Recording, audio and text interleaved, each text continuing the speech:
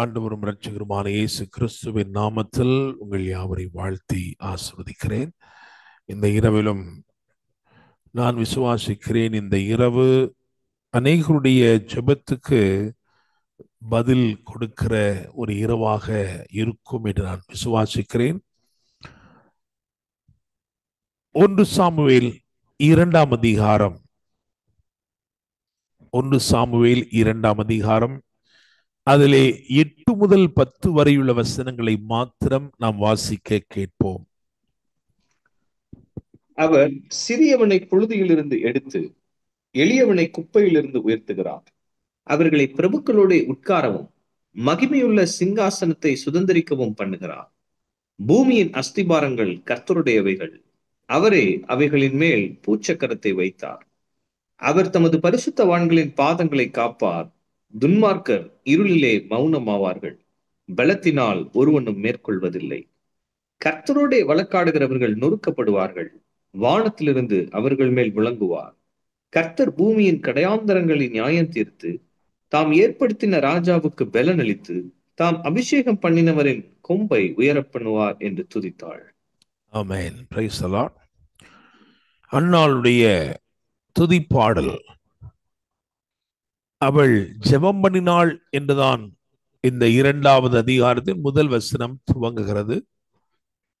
ஆனால் ஜெபத்தை ஒரு துதிப்பாடலாக அவள் ஏறெடுத்தாள். நான் ஏற்கனவே சொன்னது போல, இந்த இரவு இன்றைக்கு இணைந்திருக்கிற தேவ பிள்ளைகள் வாழ்க்கையிலே ஒரு நிச்சயமான பதிலை கொண்டு வருகிற ஒரு இரவாக இருக்கிறது.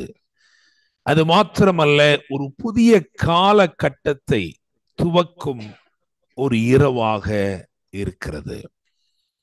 உங்களுக்கு தெரியும், சாமுவேல் பிறந்த காலகட்டம் ஒரு இருண்ட காலகட்டமாய் இருந்தது. ஒரு இருண்ட காலகட்டம். பிரத்யட்சமான தரிசனங்கள் இல்லை. தேவனுடைய வசனம் அபூர்வமாயிருந்த ஒரு காலம். அந்த காலத்தை முறிக்கும்படிக்கு தேவன் கொடுத்த பதில் சாமுவேல் என்னும் பேருடையதாய் வெளிப்பட்டது. வேதம் சொல்லுகிறது, சாமுவேல் என்னும் தீர்க்கதரிசி தான் முதல் பெயர்சபா வரைக்கும் தேவனுடைய வார்த்தைகளை வெளிப்படுத்துகிறவனாய் இருந்தான். அதாவது பேசவே இல்லை என்கின்ற காலகட்டத்தை மாற்றி தேவன் தாராளமாய் பேசுகிறார் என்கின்ற காலகட்டத்தின் அடையாளமாக சாமுவேல் காணப்பட்டான். உங்கள் வாழ்க்கையிலே காணப்பட்ட இருண்ட காலங்கள் அல்லது தேவனுடைய சத்தம் உங்களுக்கு கிடைக்க பெறாத நாட்கள் முடிந்து விட்டது. கர்த்தருடைய சத்தம் உங்களுக்கு தொனிக்கும்.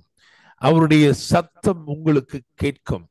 கர்த்தர் உங்களை ரொம்ப அழகா நேர்த்தியா நடத்துவதை நீங்கள் இந்நாட்களிலே உணர்வீர்கள். Praise the lord. ஆமென். இந்த துதிப்பாடல் என்னுடைய செய்தியாக இருக்கிற போதிலும் அதற்கு முன்பதாக இருக்கிற காரியங்களைத்தான் இன்றைக்கு ஆவியானவர் என்னுடைய இருதயத்தில் அதிகமாக வைத்தார். 1ஆம் அதிகாரம், 1 சாமுவேல் 1ஆம் அதிகாரம், அதிலே முதல் வசனத்தை வாசிக்க கேட்போம். எப்பிராயிம் மலை தேசத்தில் இருக்கிற சோப்பீம் என்னப்பட்ட ராமதாயிம் ஊரானாகிய ஒரு மனுஷன் இருந்தான். ரைட், போதும். என கேட்கும் தேவனுடைய பிள்ளைகளே, எல்கானா என்னும் ஒரு மனுஷனுக்கு ஒரு முகவரியை அல்லது இந்த புத்தகத்திற்கு ஒரு முகவரியை கர்த்தர் கொடுக்க விரும்புகிறார். வெறும் எல்கானா என்று சொன்னால் எல்கானா என்று சொல்லிட்டு போயிருக்கலாம். ஆனா இது ராஜாக்களை ஏற்படுத்தக்கூடிய தீர்க்க தரிசன புஸ்தகமா இருக்கிறது. அப்படிதானே? ஏன்னா நியாயாதிபதிகள், அதுக்கப்புறம் ரூத், அதுக்கப்புறம் சாமுவேல். அப்போ அப்போஸ்தலர் நடவடிக்கைகளை வாசித்து பார்க்கும் பொழுது கூட, அதாவது சாமுவேல் வரைக்கும் நியாயாதிபதிகளை ஏற்படுத்தி கொண்டு வந்தார். அதனால என்ன சொல்லுவோம் அப்படின்னா, Samuel was the last judge and the first prophet of Israel னு சொல்லுவோம். அப்போ தேவன் ஒரு தீர்க்க தரிசன புஸ்தகத்திற்கு ஒரு அடையாளத்தை, ஒரு அறிமுகத்தை கொடுக்கும் பொழுது இவ்விதமாக துவங்குகிறார். ரொம்ப அழகா இருக்கு. எப்பிராயிம் மலை தேசத்தில் இருக்கிற சோப்பீம் அப்படின்னு எழுதியிருக்கு. சோப்பீம். இந்த சோப்பீம் அப்படின்னு சொன்னா என்ன அர்த்தம் அப்படின்னா, வாட்ச் டவர்ஸ். அதாவது அந்த காலத்துல சொல்லுவோமே ஜாமக்காரர்கள், கண் விழிப்பா இருந்து பார்க்கிறவர்கள், தூரத்திலே நடக்கக்கூடியதை முன்னதாக அறிந்து கொள்ளக்கூடிய ஜாமக்காரர்கள். பாத்தீங்கன்னா அலங்கத்தின் மேல இருப்பாங்க. அந்த அலங்கத்தின் மேல் இருக்கிறவர்கள் அவர்கள் கண்ணோக்கமா இருந்து கண்விழிப்பா இருந்து தூரத்திலே வருகிறவைகளை முன்னதாகவே கண்டுகொள்ளக்கூடியவர்களாய் இருப்பார்கள். அவங்கதான் ஜாமக்காரர்கள். அந்த ஜாமக்காரர்கள் இருக்கிற அந்த டவர்ஸ், அதாவது இந்த உயரங்கள் இருக்கு இல்லையா, அதுதான் சோப்பீம் அப்படின்னு சொல்லுவாங்க. சோப்பீம் அப்படின்னு சொல்லுவாங்க. ஜாமக்காரர்களை குறிக்கும் சொல்லாகவும் அது பயன்பாட்டில் இருந்திருக்கு சோப்பீம். நீங்க இப்ப இங்க சொல்லப்படுது பாத்தீங்கன்னா எப்பிராயிம் மலை தேசத்தில் இருக்கிற சோப்பீம். ஆனா இதே இது என்னாகமம் 23 13-14 வாசிச்சு பாருங்களேன். 13-14 வாசிச்சு பாருங்க.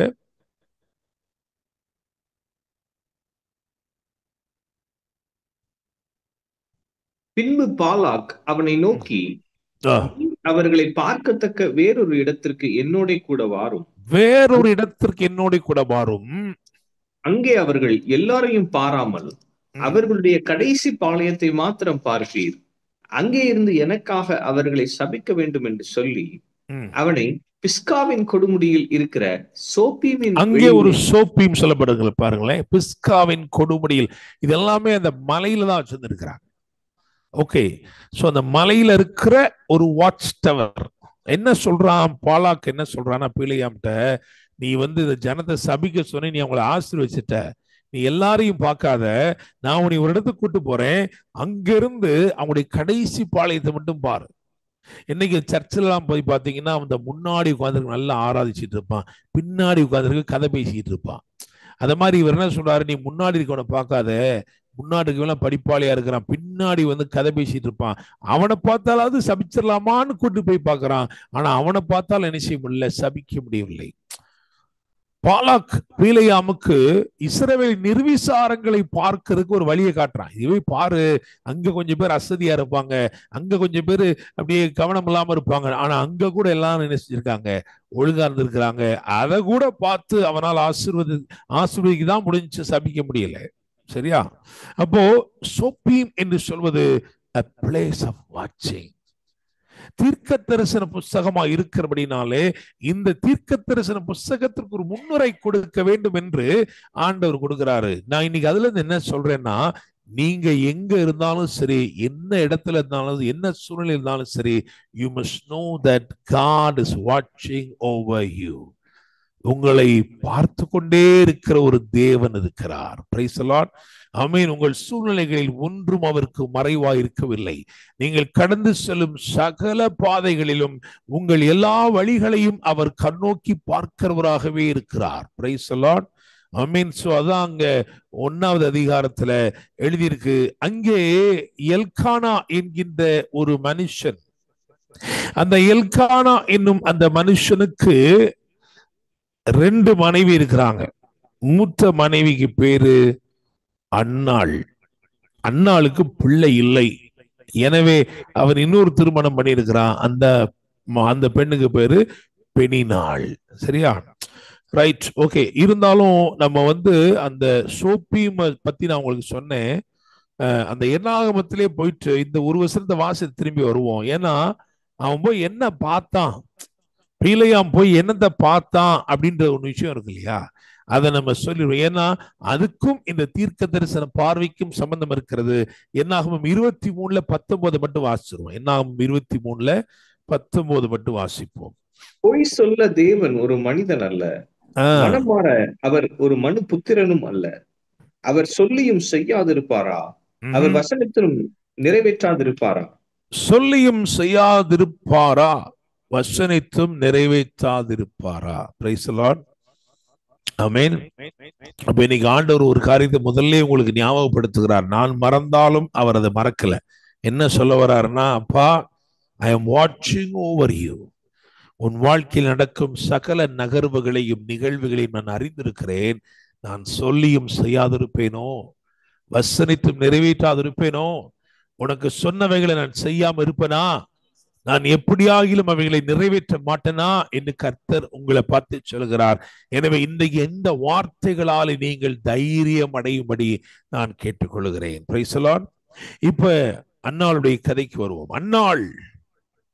அன்னாள் அவளை குறித்து வேதம் என்ன சொல்கிறது? 1ஆம் அதிகாரம் 5ஆம் வசனத்திலும் 6ஆம் வசனத்திலும் ஒரு காரியத்தை வேதம் திரும்பமா எடுத்து சொல்லுது. திரும்பமா சொல்லியிருக்கு. என்ன சொல்லியிருக்கு அப்படின்னா, கர்த்தர் அவள் கற்பத்தை அடைத்திருந்தார். Price the Lord. பாத்தீங்களா?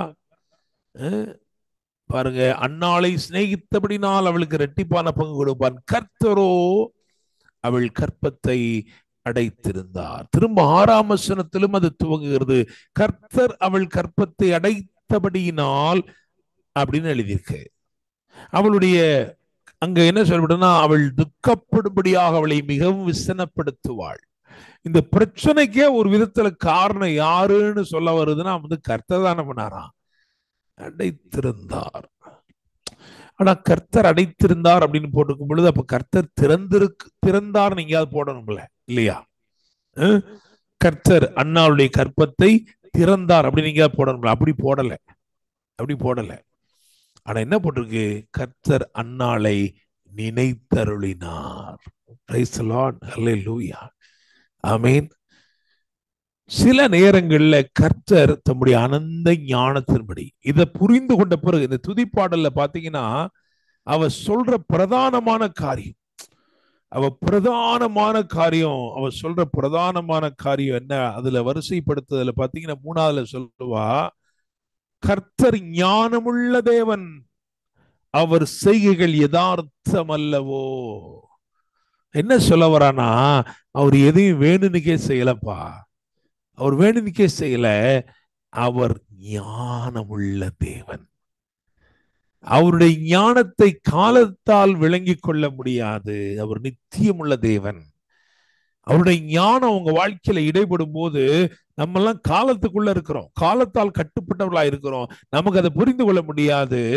ஆனா அது யதார்த்தமா தான் இருக்கும்னு சொல்றா. இன்னொரு விதத்துல சொன்னா, God never makes any mistakes. Praise God. I mean, he is full of wisdom. அவருடைய ஞானத்தின்படி சில கதவை அடைச்சு சில கதவை என்ன செய்யறார்? திறக்கிறாரு. Praise the Lord. Amen. நோவாவுடைய பேழையுடைய கதவை அவர் தான் அடைச்சாரு. நிச்சயமா அவர் அதை என்ன செய்வாரு? திறப்பாரு. அங்கேயும் பாத்தீங்கன்னா, கதவை கர்த்தர் அடைத்தார்னு போட்டிருக்கு, ஆனா கர்த்தர் கதவை திறந்தார்னு போடல. ஆனா நோவாவையும் அவனோட எல்லாரையும் நினைத்தருளினார். Praise the Lord. Amen. சத்துரு கதவை அடைச்சான்னா அவர் உடைக்கிறார்னே போட்டிருக்கு. வசனமே இருக்கு, அவர் உடைக்கிறார்னே போட்டிருக்கு. அப்படிதானே? வெண்கல கதவை உடைத்து இருப்பு தாழ்பாள்களை முறித்து. ஆனா கர்த்தர் ஒரு கதவை அடைச்சிருக்கிறாருன்னு சொன்னா, அவர் திறந்தார்னு இருக்காது, அவர் நினைத்தார். Praise the Lord. ஆமென். என்னை கேட்கும் தேவ பிள்ளைகளே, உங்கள் வாழ்க்கையிலே கர்த்தர் தம்முடைய ஞானத்தின்படி சிலவற்றை அடைத்திருப்பார் என்று சொன்னால், ஏற்ற வேளையிலே நீங்கள் நினைவூறப்படுவீர்கள். அப்பொழுது சகலமும் திறக்கப்படும். Praise the Lord. ஆமென். ஏன் ஆண்டவர் அடைச்சு வச்சிருந்தார்னா, அவன் எப்பொழுது வெளிப்பட வேண்டும் என்று ஒரு காலத்தை குறித்து வைத்திருந்தார். ஆமென். அந்த காலம் வந்த உடனே கர்த்தர் அன்னாளை நினைத்தருளினார். அற்புதம் நடந்தது. Praise the lord. ஆமென். ஏன்னா பாருங்களேன், எப்படி சிம்சோனை தேவன் ஒரு நசரேனாகவே ஏற்படுத்தினாரோ, அப்படித்தான் இந்த பொருத்தனையும் அமைந்தது. இவ ஜெபம் பண்ணும் போது அப்படிதான் ஜெபம் பண்ணா. சரி, அது இருக்கட்டும். இங்க பாருங்க, அப்போ இவளுடைய கான்சிக்வன்சஸ், அவளுடைய சஃபரிங், அதுக்கு ரீசன் என்ன அப்படின்னா, ஒரு விதத்துல தேவன் அவள் வாழ்க்கையிலே அவள் கற்பத்தை அடைத்திருந்தபடினால். சோ உங்க வாழ்க்கையில உங்களுக்கு தேவன் சில காரியங்களை ஏதோ தடுத்திருக்கிற மாதிரி ஏதோ இருக்குன்னு நீங்க நினைக்கிறீங்கன்னா, நான் சொல்றேன், நிச்சயமாக தேவன் உங்களை நினைத்திருளும் காலத்துக்குள் நீங்கள் வந்திருக்கிறீர்கள். Price the lord. ஆமென். ஆமென். அவர் எல்லாத்தையுமே பெஸ்ட் இன் டைம், அந்த சரியான நேரத்துல. அதனாலதான் வசனம் சொல்லுது, அவர் எல்லாவற்றையும் அதனதன் காலத்திலே நேர்த்தியாக செய்கிறார். சாமுவேல ஆண்டவர் ஏலியுடைய காலத்துல வெளிப்பட வைக்க விரும்பல, ஒப்பினி பிணைக்காஸ் காலத்திலையும் வெளிப்பட வைக்க விரும்பல. அதுக்கு பிறகு ஒரு காலத்திலே அவனுடைய ஜெனரேஷனை தனியா கொண்டு வருகிறார். தனித்துவத்தோட அவன் வருகிறான். அவன் மூலமாய் கர்த்தர் பெரிய பெரிய காரியங்களை செய்தார். Price the Lord. சரி, அன்னாள் துக்கப்பட்டால் எல்லாம் போட்டிருக்கு.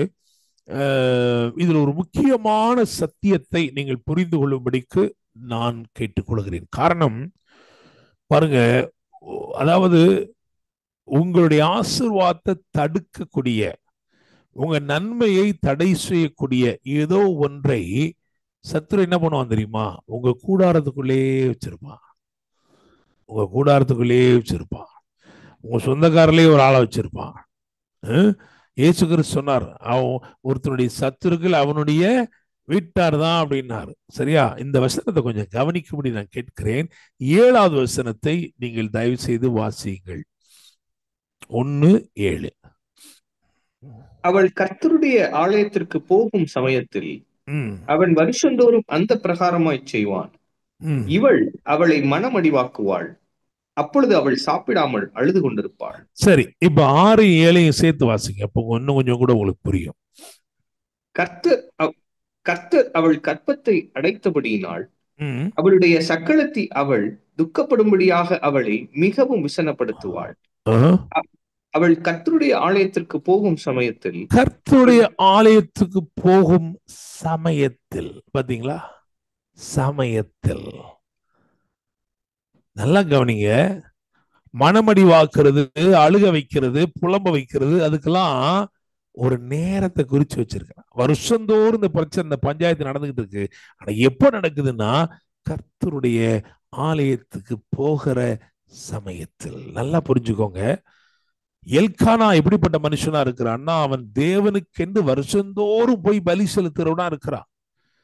நியாயப்பிரமாணத்தின் ஆசீர்வாதம் அதுல சொல்லப்பட்ட காரியத்துல என்ன இருக்குன்னா, பலி செலுத்துகிறாங்களே, அந்த பலி செலுத்துறதுல இருந்து ஒரு பங்கு இவங்களுக்கு கிடைக்கும் பாருங்க. அந்த பங்கு எப்படிப்பட்ட பங்கு? பலிபீடத்திலிருந்து, தேவ பிரசன்னத்திலிருந்து வர்றபடினாலே அது விசேஷித்த ஆசீர்வாதம் உள்ளதா இருக்கிறது. Price the Lord. இன்னைக்கும் பாத்தீங்கன்னா சவுத் தமிழ்நாட்டுல பாத்தீங்கன்னா அங்க இருக்கிற சபைகள்ல அர்ச்சனை பண்டிகைன்னு இருக்கும். நம்ம எங்களுடைய ஏரியாஸ்ல நாங்க அன்பின் விருந்து, நாங்க எல்லா வாரமும் விருந்து வைக்கிறோம், வேற விஷயம். ஆனா வருஷத்துக்கே ஒரு முறை என்ன பண்றோம் தெரியுமா? அன்பின் ஐக்கிய விருந்துன்னு வைக்கிறோம். அந்த சாப்பாட்டை வாங்கிட்டு போறதுக்குலாம் நிறைய பேர் வருவாங்க. அதே மாதிரி ஊர்ல அசனம் நடக்கும், அதை வாங்கிட்டு போறதுக்கு எப்படியா அதை கொடுங்க கொஞ்சம். ஏன்னா அது கர்த்தரிடத்திலிருந்து வருகிற ஒரு பங்கு. நல்ல கவனிங்க. அதாவது இந்த போராட்டம் இருக்கிறதே, பெண்ணினால் நடத்துகிற போராட்டங்கள், இதெல்லாம் எப்படி இருக்குன்னா கரெக்டா they're all staged, carefully orchestrated and it is connected to a time frame. நல்லா இருப்பா பெண்ணினால், அண்ணாள்கிட்ட ரொம்ப நல்லா இருப்பா, எல்லாம் சூப்பரா இருக்கும். ஆனா ஆலயத்துக்கு போகிற சமயம்னு வரும் பொழுது விசனப்படுத்துவாள். நோக்கம் என்ன? முகாந்திரம் என்ன? அவள் அழுது கொண்டே இருப்பாள். அவள் சாப்பிடவே மாட்டாள். என்னத்தை சாப்பிட மாட்டான்னா, that which comes from the presence of God. தேவ சமூகத்திலிருந்து வருகிற அந்த ஆகாரத்தை சாப்பிட்டால், அவள் சாப்பிட்டானா அவளுக்கு ஒரு பலன் வந்து விடுமே, அவள் பெற வேண்டியவர்களை பெற்றுக்கொள்வாளே. அது தெரிஞ்சு சத்துரு என்ன பண்றான்னா, அந்த சமயத்தில் இங்க இருக்கிற எத்தனை பேர் சொல்ல முடியும், ஆமா பாஸ்டர் நாங்க கூட சபைக்கு போகணும்னு கிளம்புற நேரத்துல அந்த பஞ்சாயத்தெல்லாம் வருது, எல்லா சண்டையும் வருது, அப்படிதானே? கரெக்டா? இன்னைக்கு எப்படியாவது ஒரு பிரேயர் மீட்டிங் போயிடணும் அப்படின்னா அன்னைக்குதான் அவ்வளவு பெரிய பிரச்சனை வருது இல்லையா? சோ சமயம் தேடி சத்துரு உங்களுடைய ஆசீர்வாதத்தை தடுக்க நினைக்கிறான். 7ஆம் வசனத்துல அதெல்லாம் போடுங்க. அவள் கர்த்தருடைய ஆலயத்துக்கு போகும் சமயத்தில். Price the Lord. இது என்ன அப்படின்னா வருஷந்தோறும் அப்படின்னு போட்டிருக்கு. இது ஏதோ அப்ப நடந்தது இல்ல, வருஷந்தோறும். அப்படிதானே? வருஷம் நீங்க இதை வாசி பாருங்க. அது பாத்தீங்கன்னா 3ஆவது வசனத்தை வாசி பாருங்க. அந்த மனுஷன் சீலோவிலே சேனைகளின் கர்த்தரை பணிந்து கொள்ளவும் அவருக்கு பலியிடவும் வருஷந்தோறும் தன் ஊரில் இருந்து போய் வருவான். அங்கே கர்த்தரின் ஆசாரியனான ஏலியின் 2 குமாரனாகிய ஓப்னியும் பினேகாசும் இருந்தார்கள். ரைட். அதாவது வருஷந்தோறும் நடக்கிற காரியம், வருஷந்தோறும். இங்க பாத்தீங்கன்னா இது வருஷந்தோறும் நடந்துகிட்டு இருக்கு. கரெக்டா அந்த போறானே, அவள் கர்த்தருடைய ஆலயத்துக்கு போகும் சமயத்தில் அவன் வருஷந்தோறும் அந்த பிரகாரமாய் போட்டு பாத்தீங்களா, 7ஆம் வசனத்திலேயே வருஷந்தோறும் அந்த பிரகாரமாய் செய்வான். என்ன செய்வான்? 2 பங்கு கொடுப்பானா. அன்னாளை மிகவும் சிநேகித்தபடி, அன்னாலே நான் உன்னை ரொம்ப ரொம்ப நேசிக்கிறேன், ஆண்டுடைய பிரசனத்திலிருந்து வந்த பங்கை எல்லாருக்கும் கொடுத்துட்டேன், எல்லாருக்கும் 1 பங்கு தான் கொடுத்துருக்கேன், உன்னை ரொம்ப நேசிக்கிறதுனால உனக்கு ரெட்டிப்பா தரேன். ஆனா அந்த ரெட்டிப்பான பங்கை அவள் பெற்று பயனடைய கூடாதபடிக்கு மனநோவு உண்டு பண்ணுவதற்கு ஒருத்தி அந்த கூடாரத்துக்குள்ளே இருக்கிறாள், கூடவே வர்றா. ஆனா இந்த மனநோவு அதனால என்ன செய்வாளாம்? இவ சாப்பிடாமல் அழுது கொண்டிருப்பாள், சாப்பிடாமல் அழுது கொண்டிருப்பாள். ஆனா அந்த வருஷம் அப்படி இல்லை. அல்லேலூயா. நீங்க அதான் சொல்லுங்க, பக்கத்துல ஆள் உட்கார்ந்து தான் சொல்லணும், இப்ப காரியம் மாறுதலா முடியுது. அல்லேலூயா, ஆமென். எல்லா வருஷமும் அப்படிதான் இருந்துச்சு, உண்மைதான். எல்லா வருஷமும் அவள் உட்கொள்ள வேண்டியதை உட்கொள்ளவே இல்லை, அவள் பெற வேண்டியதை பெறாதபடினால் அவள் பெற்றெடுக்க வேண்டியதை பெற்றெடுக்க முடியவில்லை. பிரைஸ் தி லார்ட், ஆமென். ஆனா அன்னைக்கு ஒரு வித்தியாசம் நடக்குது. என்ன அப்படின்னா, அதான் எழுதியிருக்கிறது, அன்னாள் எழுந்திருந்தாள். அப்படிதானே? சீலோவிலே அவர்கள் புசித்து குடித்த பின்பு அன்னாள் அன்னாள் இப்ப சாப்பிட்டா நினைக்கிறீங்களான்னா சாப்பிடல, உண்மையிலேயே சாப்பிடல. ஆனா இந்த கர்த்தருடைய பிரசன்னத்திற்கு போன பிறகு அவளுடைய வாழ்க்கையில பெரிய மாற்றம். ஏன்னா இங்க என்ன போட்டுக்குன்னா, அதாவது 9ஆம் வசனத்திலே சீலோவிலே அவர்கள் புசித்து குடித்த பின்பு அன்னாள் எழுந்திருந்தாள். அன்னாள் எழுந்திருந்தாள்னா அன்னாள் சாப்பிடல. ஏன்னா 18ஆம் வசனத்துல தான் போட்டிருக்கு, அவள் அதுக்கு பிறகு போஜனம் பண்ணினாள். பிரைஸ் தி லார்ட், ஆமென். அது வரைக்கும் பாருங்களேன், she used to come to the very presence of God where she can expect a miracle. She used to come, but still, because she did not consume that which was released from the altar, பலிபீடத்திலிருந்து அனுப்பப்பட்ட பங்கை அவள் ஏற்றுக்கொள்ளாதபடினால் அவளுக்கு பெற வேண்டியவைகளை பெறக்கூடாதவளாகவே இருக்கிறாள். இந்த கண் திறக்கப்படுதல் எங்க நடந்துச்சுன்னா, தேவ பிரசன்னத்திலே நடந்தது. Praise the Lord. இந்த முறை அவள் எழுந்திருந்தாள் என்று சொல்லி எழுதியிருக்கிறது. அந்த தேவ பிரசன்னத்துல தான் இந்த பெரிய மாற்றமே நடந்தது. இதுல ரொம்ப பெரிய விஷயம், அந்த பிரசன்ஸ்ல அன்னைக்கு அவளுக்கு நடந்த விஷயங்கள் இருக்குது. அது ஒரு பெருத்த மாற்றத்தை அவளுக்குள் கொண்டு வந்திருக்கிறது. நான் விசுவாசிக்கிறேன், இன்றைக்கு நீங்களும் இங்கே இந்த வார்த்தைகளை கேட்கிறவர்களும் உங்களுக்குள்ளும் இந்த பெருத்த மாற்றம் ஏற்படும் என்று சொன்னால், நீங்கள் பிறப்பிக்கிறவைகளை கொண்டு தேவன் காலங்களை மாற்றுவார். பிரைஸ் தி லார்ட், ஆமென். இருண்ட காலம் மறைந்து போனது, முடிந்து போனது. தேவன் அப்படியே உங்கள் வாழ்க்கையிலும் செய்ய உண்மையிலவராய் இருக்கிறார். Praise the lord, amen. So அன்றைக்கு அவள் போனா பாருங்களேன், அவள் தேவ பிரசன்னத்துக்கு போய் 10ஆம் வசனம் சொல்லுது, அவள் போய் மனங்கசந்து மிகவும் அழுது கர்த்தரை நோக்கி விண்ணப்பம் பண்ணி அவளுடைய கிளேசங்கள் எல்லாவற்றையும் சத்தமே இல்லாம சொல்லிட்டா. பாத்தீங்களா? அவ இருதயத்தில் என்னெல்லாம் இருந்துச்சோ அவ்வளத்தையும் வரிசையா எல்லாவற்றையும் அவள் சொன்னாள். ஆனா அவளுடைய சத்தமே, பாத்தீங்களா, சத்தமே இல்லாமல் செய்யப்பட்ட பொருத்தனை.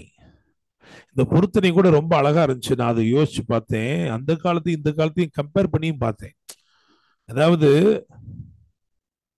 என்ன பொருத்தனை அப்படின்னா, அவ பொருத்தனை பண்ணியிருக்கா, என் குமாரனுடைய தலையிலே சவரகன் கத்தி படுவதில்லை, என் குழந்தைக்கு முடி கூட வெட்ட மாட்டேன்னு சொல்லி அவ பொருத்தனை பண்ணியிருக்கா. அந்த பொருத்தனை கேட்டு இவன் முடி வெட்டாம வந்திருக்கான் பாருங்க. இந்த காலத்துல இருப்பாங்களா? இந்த காலத்துல எப்படி முடி வெட்டணும் அப்படின்றது கூட அவங்க தான் தீர்மானம் பண்றாங்க இல்லையா? ஆனா அந்த காலத்துல பிறக்கவே இல்லை குழந்தை, ஆனா என் குழந்தைக்கு முடியே வெட்ட மாட்டேன் அப்படின்னு ஒரு பொருத்தனை பண்ணியிருக்கா. அந்த குழந்தையும் அதை கேட்டு அப்படியே என்ன பண்ணியிருக்கு, அப்படி எவ்வளவு பெருசா முடி வச்சுதான் நமக்கு தெரியாது.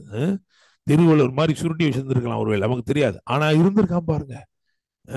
அதனாலதான் கர்த்தர் அவனை அவ்வளோ பெரிய தீர்க்கதரிசியா மாட்டுங்க. இன்னைக்கு அப்படி கிடையாது. இன்னைக்கு என்ன சொல்லுவான்னா, நீங்க சொன்னீங்கன்னா, நீங்க பொருத்தனை பண்ணா உங்க முடியை வளர்த்துட்டு போங்க, ஏன் முடிய எதுக்கு இருப்பீங்கன்னு சொல்லியிருப்பான் இல்லையா? சரி, இருக்கட்டும். எனக்கு கேட்கும் தேவனுடைய பிள்ளைகளே, அப்போ கர்த்தருடைய சமூகத்திலே போய் வேதம் சொல்லுகிறது, அவள் தன் இருதயத்தை என்ன பண்ணாலாம்? ஊற்றி விட்டாள். ஏன்னா ஏலி அவளுடைய வாயவே பார்த்துக்கிட்டு இருக்கான். என்னடா அவ ஒரு மாதிரி முணுமுணுத்துட்டே இருக்கிறாள் என்று சொல்லி அவளை பார்த்து சொல்றான், நீ உன் குடியை விட்டு சொல்றான் 14ஆம் வசனத்துல, எதுவரைக்கும் வெறித்திருப்பாய், உன் குடியை உன்னை விட்டு விலக்கு என்றார். அதாவது ஒரு தீர்க்கதரிசியா ஆசாரியனா யாரா இருந்தாலும் சரி, தேவனுடைய நடத்தல்படி போகல, நிதானிக்கிறோம், பார்வையிலன்னா இப்படி தப்பு தப்பா வந்துடும். பாவம் அந்தம்மா பிடிச்சி என்ன பண்றாரு, அடுத்தபடியாக அட்வைஸ் பண்றாரு, ஒழுங்காயிரு, குடிக்காதே, குடியை கெடுக்கும் அப்படின்னு. அப்பா அது இல்லாம அந்த அம்மா சொல்லிச்சு, நான் உள்ளுக்குள்ள ஊத்தலையா, உள்ள இருந்து வெளியே தானே பண்ணிருக்கேன், ஆண்டுடைய சமூகத்தில் இருதயத்தை ஊற்றி இருக்கிறேன். கேட்கும் தேவனுடைய பிள்ளைகளே, இதுல என்ன ஒண்ணு எனக்கு ரொம்ப ரொம்ப ரொம்ப பிடிச்சிருந்தது அப்படின்னா, இது பூரா வாசிச்சு பார்த்தேன். அவள் தன்னுடைய வியாட்சியத்தை, தன்னுடைய காரியத்தை, தன்னுடைய விண்ணப்பத்தை ஏலியின் இடத்தில் கூட சொல்லவில்லை இல்லையா? யோசிச்சு பாருங்க. நம்மளா இருந்தா அழுதுட்டு, அது வேற தப்பா சொல்லிட்டாரு. சொன்னோடனே, ஐயா என்னுடைய இடத்துல நீங்க இருந்தா தாயா உங்களுக்கு தெரியும், அந்த நிக்கிறா பாருங்க தூரத்துல, ஒண்ணும் தெரியாம நிக்கிறா பாருங்கய்யா, பண்ணது பூரா பண்ணிவிட்டு அப்படின்னு சொல்லிருப்போமா இல்லையா? அப்படி அவன் சொல்லல. அட்லீஸ்ட் ஐயா ஒரு குழந்தைக்கான விண்ணப்பம் பண்றியா, அதே சொன்னாலா? சொல்லவே இல்லை. நீங்க பாத்தீங்கன்னா தெரியும், she did not express herself, she didn't. அந்த தேவ மனிதனா இருக்கிற போதிலும் ஏலியினிடத்திலே தன் வியாட்சியங்களை தெரியப்படுத்தவில்லை. அவன் நினைக்கிறா, ஏலியோட பெரிய தேவன் இங்க இருக்கிறாரு, அந்த தேவனிட்ட நான் சொல்லிட்டேன், இனி வேற யார்ட்டையும் அதை நான் சொல்லவே தேவையில்லை. Praise the Lord, hallelujah. So தேவ பிரசன்னத்தில் போய் அவள் தன்னை ஊற்றிவிட்டபடியினால், the art of emptying yourself in the presence of God is the best, because when you empty yourself in the presence of God, in return God will always fill you with himself. நீங்கள் உங்களை ஊற்றி விடுவீர்கள் என்றால் அவர் உங்களை அவரை கொண்டே நிரப்புவார். Praise the Lord, amen. So நீங்க பாத்தீங்கன்னா, இந்த அன்னாள் தன் இருதயத்தை ஊற்றி விட்டாள். ஆனால் இப்பொழுது அவளுக்குள் என்ன வந்துச்சு தெரியுமா? தேவனுடைய இருதயம் வந்து விட்டது. அதனாலதான் அவளுடைய ஜெபம் மாறிடுச்சு. ரொம்ப தெளிவான ஜெபம் பண்றா. அது மாத்திரமல்ல, உடனே அவ சாப்பிட்டுட்டா. அந்த அந்த வசனத்தை நீங்க கொஞ்சம் பார்க்கணும். அது பாருங்க, 1ஆம் அதிகாரத்துல 18ஆம் வசனம் வாசிங்க. 18ஆம் வசனம். அப்பொழுது அவள், உம்முடைய அடியாளுக்கு உம்முடைய கண்களிலே தயவு கிடைக்க கடவுது என்றாள். பின்பு அந்த ஸ்திரீ புறப்பட்டு போய் போஜனம் செய்தாள். அப்புறம் அவள் துக்கமுகமா இருக்கவில்லை. என்ன அழகா இருக்கு பாருங்க. அப்படி என்ன அர்த்தம்னா, அந்த போஜனம் செய்த உடனே முகம் மாறிவிட்டது. அதுதானே? இது வரைக்கும் அழுதுகிட்டே இருக்கிறவ, சாப்பிடாம அழுதுகிட்டே இருக்கிறவ, எப்ப சாப்பிட்டாலோ, எப்பொழுது பலிபீடத்தின் பங்கை தனக்குள் ஏற்றுக்கொண்டாலோ, அது போன உடனே முகம் மாறிடுச்சு. இப்ப தெரியுதா? தானியேல் சொல்லுவான், உமது அடியாரை சோதித்து பாரும் அப்படின்னு சொல்லுவோம். 10 நாள் வரைக்கும் சோதித்து பாரும். ஏன்னா அந்த 10 நாள்ல என்ன ஆயிடுச்சு தெரியுமா? முகக்கலை, அந்த ஃபேஸ்ல ஒரு வித்தியாசம். இதுவரைக்கும் அன்னாளுடைய முகம் வேற மாதிரி இருந்துச்சு. ஆனா எப்போ அவள் அந்த பலிபீடத்தின் பங்கை ஏற்று அதை புசித்தாளோ, அதை புசித்த உடனே அவள் முகம் மாறிவிட்டது. அவள் அப்புறம் துக்க முகமாய் இருக்கவில்லை. தட் மொமெண்ட் அப்புறம், அதுக்கப்புறம் சாப்பிட்ட உடனே அதுக்கப்புறம் அவ முகம் என்ன செஞ்சிருச்சு? மாறிடுச்சு. Price the lord, amen. So நீங்க பாத்தீங்கன்னா அன்னாளுக்கு தேவ இருதயம் கிடைச்சிருக்குன்னு எப்படி சொல்லலாம்னா, அவளுடைய பேச்சு, அவளுடைய பார்வை, அவளுடைய பாடல் எல்லாமே எப்படி இருக்குன்னா, அவருடைய இருதயம் எப்படி இருக்குமோ அப்படிதான் இருக்கு. ஒரு சின்ன உதாரணத்தை நான் உங்களுக்கு சொல்றேன். 2 வசனங்களை வாசிங்க. 1:24, 1 சாமுவேல் 1:24, 2:19. அவள் அவனை பால் மறக்க பண்ணின பின்பு 3 காளைகளையும் 1 மரக்கால் மாவையும் 1 துருத்தி திராட்சரசத்தையும் எடுத்துக்கொண்டு அவனையும் கூட்டிக் கொண்டு சீலோவில் இருக்கிற கர்த்தருடைய ஆலயத்திற்கு போனாள். பிள்ளை இன்னும் குழந்தையாயிருந்தது. ரைட். இந்த வசனத்தை கவனிங்க. இந்த வசனத்தை கவனிங்க. ஏன் அதை சொல்றேன்னா, she began to operate with the heart of God. This is one example. Heart of God எங்க தெரியும் அப்படின்னா, கிவிங்ல தெரியும். அப்படிதானே? ஆமாவா? தெரியுமா தெரியாதா? God so loved the world that he gave. அப்படிதானே? He gave his only begotten son. The heart of God is revealed through your giving. Praise the Lord. Amen. So அது ஒண்ணுதானா அப்படின்னா அது ஒரு பிரதானமானது. அன்பை எடுத்துக்கிறோம். உங்க மனைவிட்ட சொல்றீங்க, அம்மா நான் உன்னை ரொம்ப நேசிக்கிறேம்மா, ரொம்ப ரொம்ப ரொம்ப நேசிக்கிறேம்மா, ஆனா 5 காசு கூட தர மாட்டேம்மா, அப்படின்னா அது என்ன அன்பா? அது நீங்க உங்க மனைவியை நேசிக்கிறீங்கன்னு சொன்னீங்கன்னா அட்லீஸ்ட் ஏதாவது இன்னமா செய்யணும். அப்படித்தானே? சில சில சகோதரமார் ரொம்ப தெளிவா இருப்பாங்க.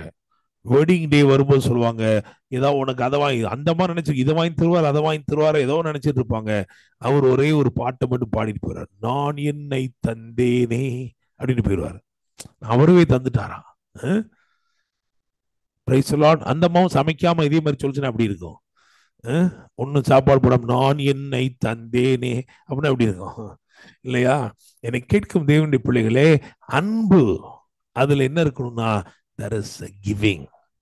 So she operates with the heart of God. எப்படி சொல்ல முடியும்? நல்லா கவனிங்க. அவ பாத்தீங்கன்னா தன் குழந்தைய, அதாவது பால் மறக்க பண்ணி குழந்தை எடுத்துட்டு வர்றா. அப்படிதானே? இப்ப நம்மளாம் என்ன செஞ்சிருப்போம், ஏன்பா நான் ஆண்டவருக்கு குழந்தையே தர்றேன், அதோட சேர்த்து காலையும் மரக்கால் மாவும் அதுவும் தேவையா? either that or this. அப்படித்தானே? இந்த முதல்ல சொல்லப்பட்டிருக்கு, அதாவது 3 காளைகளையும் 1 மரக்கால் மாவையும் 1 துருத்தி திராட்சரசத்தையும் சொல்லி இருக்குது. இது ஒரு தேங்க்ஸ் கிவிங் ஆஃபரிங். அப்படிதானே? தேங்க்ஸ் கிவிங் ஆஃபரிங் பழைய ஏற்பாடு கணக்குப்படி ஒரு தேங்க்ஸ் கிவிங் ஆஃபரிங் செலுத்த வர்றா. அவதான் குழந்தையவே தருவேன்னு சொல்லியிருக்கிறாளே இல்லையா? அப்புறம் இதுக்கு தேங்க்ஸ் கிவிங் ஆஃபரிங்.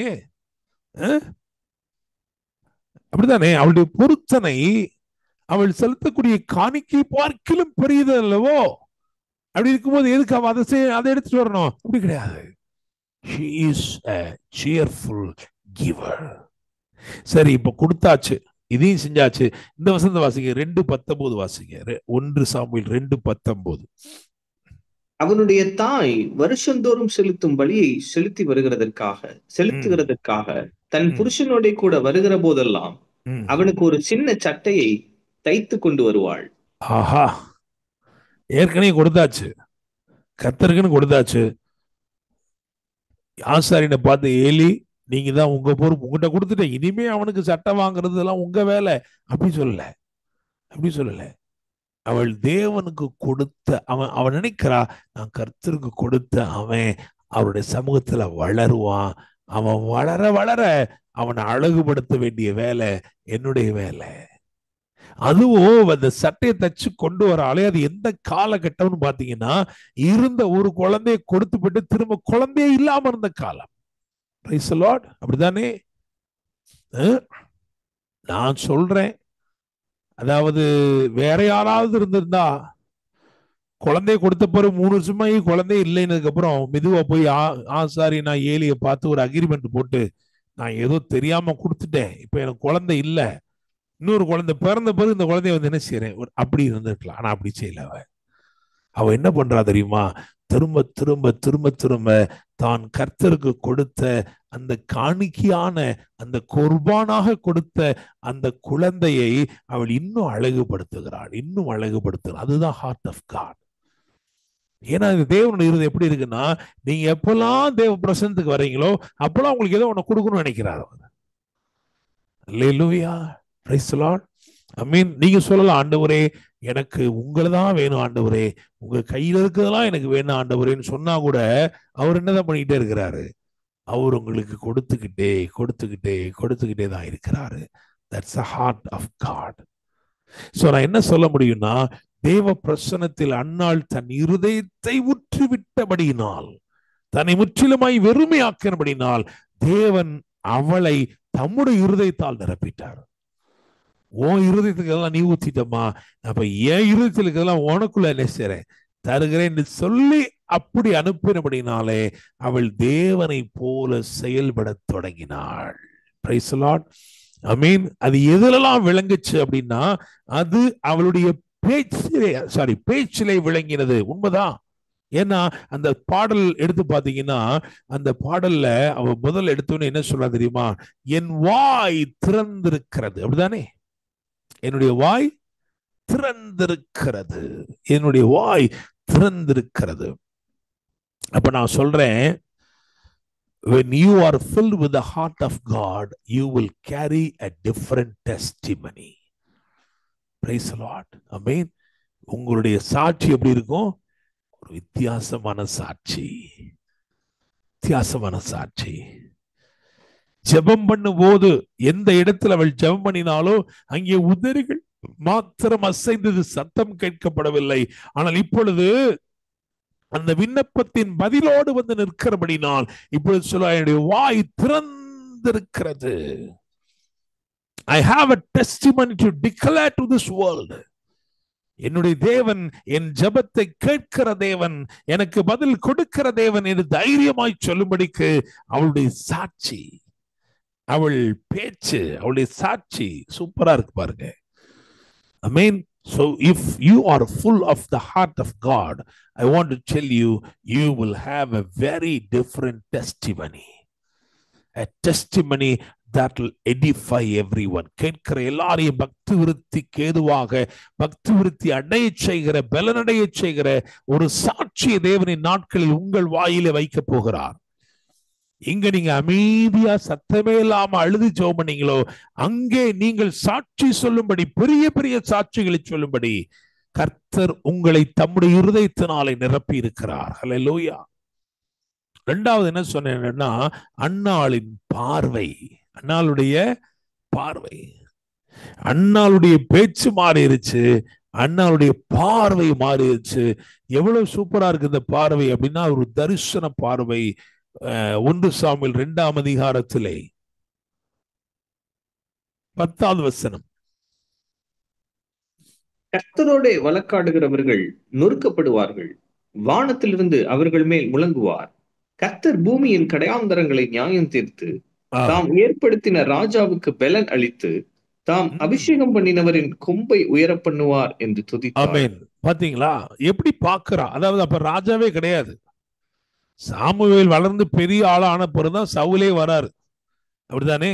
அதுக்கப்புறம் தான் தாவீதே வராரு. அப்படின்னு என்ன அர்த்தம்னா, she is able to see through her son, through her son. She is able to see through her son even the kings of Israel. அப்படின்னு என்ன அர்த்தம்னா, she is able to see her son as a kingmaker. அவ எனக்கு கொடுத்த அந்த ஆண் பிள்ளைய நான் கர்த்தருக்கு கொடுத்துட்டபடினால அவன் தாங்க ராஜாக்களை ஏற்படுத்துகிறவன் அப்படின்னு பாக்குறான். Praise the Lord. ஆமென். ஒரு பெரிய தரிசன பார்வை, வரப்போகிற காரியங்களை குறித்த தெளிவான பார்வை.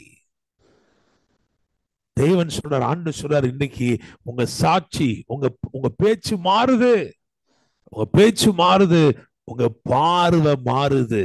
Praise the Lord. ஆமென். தூரத்தில் இருக்கிறவைகளையும் தெளிவாய் பார்க்கும்படிக்கு ஒரு பார்வை தேவன், ஒரு தீர்க்க தரிசன பார்வை தேவன் உங்களுக்குள் வைப்பார். எப்போ வைப்பார்னா, உங்கள் இருதயத்தை அவரிடத்துல ஊற்றிவிட்டு அவருடைய இருதயத்தை நீங்கள் பெற்றுக்கொள்ளும் போது. ஹல்லேலூயா. Praise the lord. மூணாவது அன்னாளின் பாடல். சோ அன்னாளின் பேச்சு, அன்னாளின் பார்வை, அன்னாளின் பாடல். அந்த பாடல்ல என்ன அப்படின்னா, அவ எடுத்த உடனே எதை சொல்றான்னு பாருங்களேன். 2ஆம் வசனத்தை வாசிங்க. 2ஆம் அதிகாரம் 2ஆம் வசனம். கர்த்தரை போல பரிசுத்தம் உள்ளவர் இல்லை. கர்த்தரை போல பரிசுத்தம் உள்ளவர் இல்லை.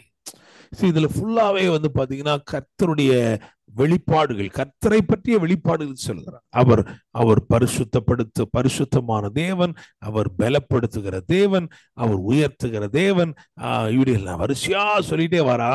எடுத்த உடனே என்ன சொல்றா பாருங்க இந்த பாடல்ல, கர்த்தரை போல் பரிசுத்தம் உள்ளவர் இல்லை.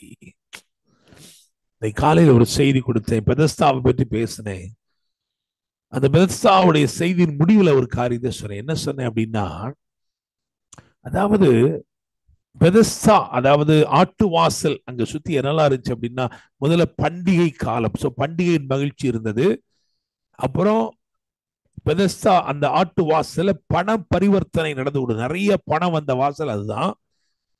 அதுக்கப்புறம் வந்து பெதஸ்தாவின் படுக்கைகள் அப்படிலாம் சொல்லி பிரசங்கம் பண்ணேன். இவன் சுகத்தை கொடுத்துட்டார் ஆண்டவர், எந்திரிச்சு போயிட்டான். அவனை திரும்பமா தேடி போறாரு இயேசு.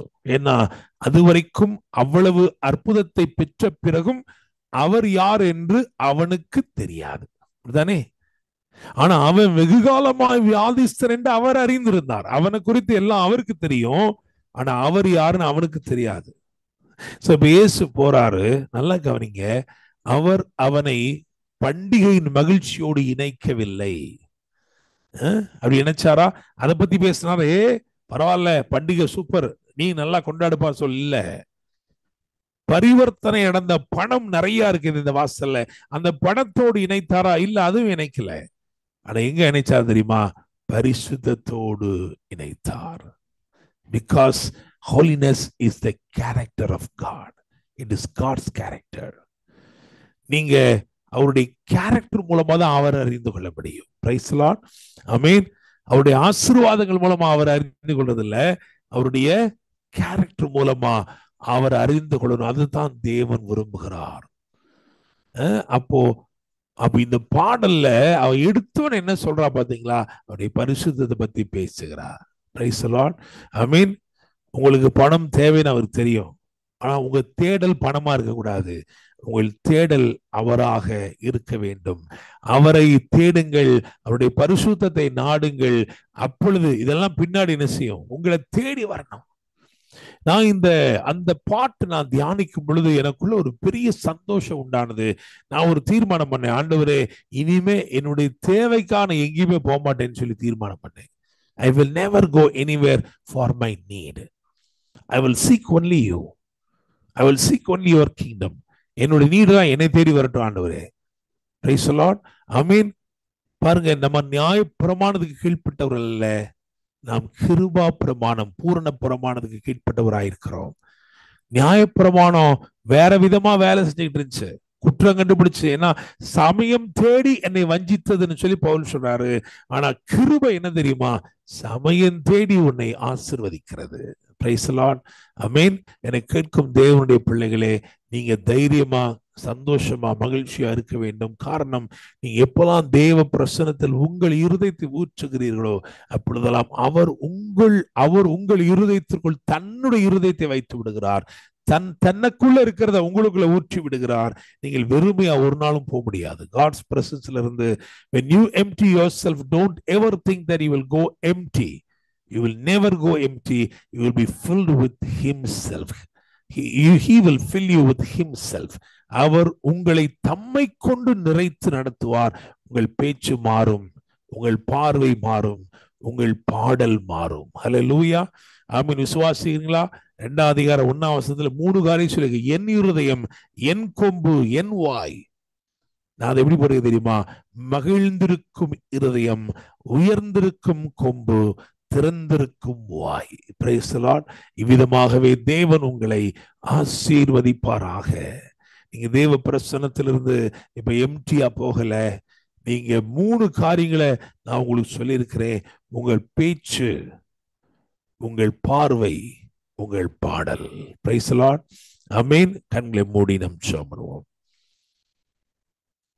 பரலோக தேவனே, ஆண்டவரே, அப்பா, எப்பிராயீம் மலைகளிலே சோப்பீம் இன்னும் அந்த ஒரு ஜாமக்காரனின் பார்வை பார்க்கும் இடம் போல நீர் சகலவற்றையும் பார்த்து கொண்டே இருக்கிறீரப்பா.